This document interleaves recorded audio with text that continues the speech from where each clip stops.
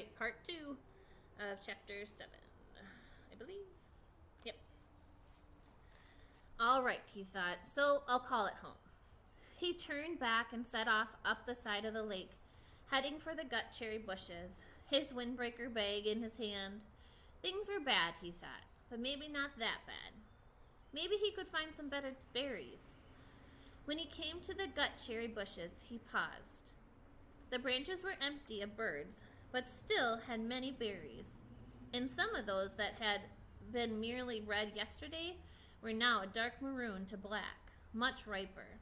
Maybe he should stay and pick them and save them. But the explosion in the night was still much in his memory, and he decided to go on. Gut cherries were food, but tricky to eat. He needed something better. Another 100 yards up the shore, there was a place where the wind had torn another path. These must be fierce winds, he thought, to tear up places like this, as they had the path he had found with the plane when they crashed. Here the trees were not all the way down, but twisted and snapped off halfway up the ground, so their tops were all down and rotted and gone, leaving the snags poking into the sky like broken teeth. It made for tons of dead and dry wood, and he wished one more time that he had a fire going. It also made a kind of clearing. With the tops of the trees gone, the sun could get down to the ground, and it filled his small thorny bushes that were covered with berries. Raspberries. These he knew because there were some raspberry bushes in the park, and he and Terry were always picking and eating them when they biked past. The berries were full and ripe, and he tasted one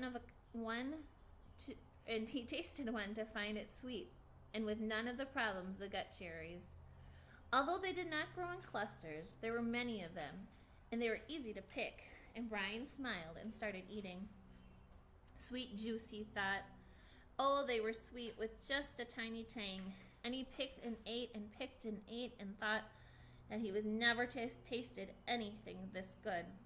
Soon as before, his stomach was full, but now he had some sense, and he did not gorge or cram more down. Instead, he picked more and put them in his windbreaker, feeling the morning sun on his back and thinking he was rich with food now, just rich. And he heard the noise into his rear, a slight noise, and then he turned and saw the bear. He could do nothing, think nothing. His tongue stained with berry juice stuck to the roof of his mouth, and he stared at the bear. It was black, with a cinnamon-colored nose, not 20 feet from him, and big. Not huge. It was a black bear. It had black fur, and... Wait a second. Okay, let me read this again. It was black, with a cinnamon-colored nose, not 20 feet from him, and big. No, huge. It was all black fur, and huge. He had seen one in the zoo in the city once, a black bear, but it had been from India or somewhere. This one was wild and much bigger than the one in the zoo, and it was right there. Right there.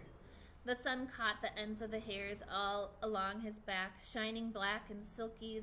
The bear stood on his hind legs, half up, and studied Brian, just studied him, then lowered itself and moved slowly to the left, eating berries as it rolled along, waffling and delicately using his mouth to lift each berry from its stem.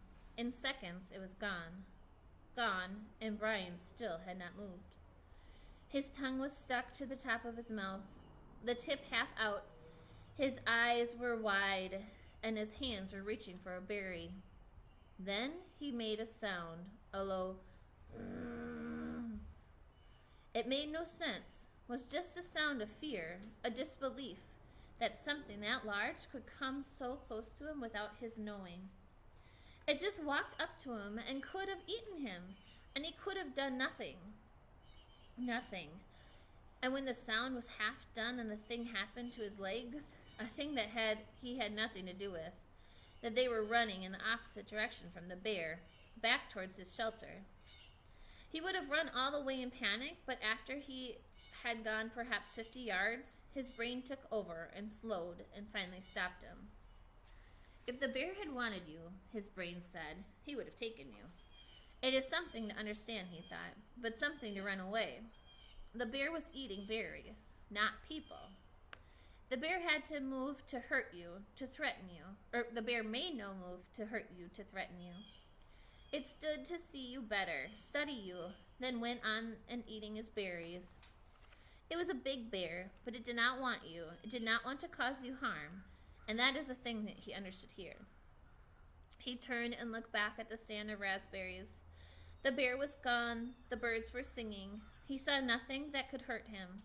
There was no danger here that he could sense, could feel. In the city at night, there was sometimes danger. You could not be in the park at night after dark because of danger.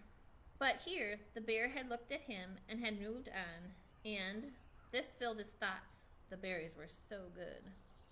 So good, so sweet and rich, and his body was so empty. And the bear had almost indicated that it didn't mind sharing, had just walked from him. And the berries were so good.